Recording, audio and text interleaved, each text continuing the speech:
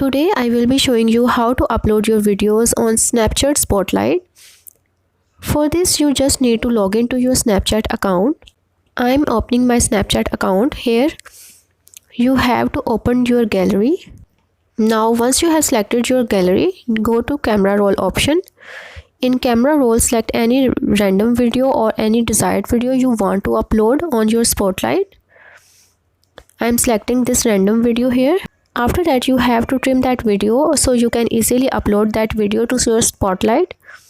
Now you have to press the next icon. Here you can see the Spotlight option. Now select this Spotlight option and add any description you want. Now you have to press the done button here. After that you have to click this share button here and it will directly post it to your Spotlight. This is how you can upload to your Spotlight.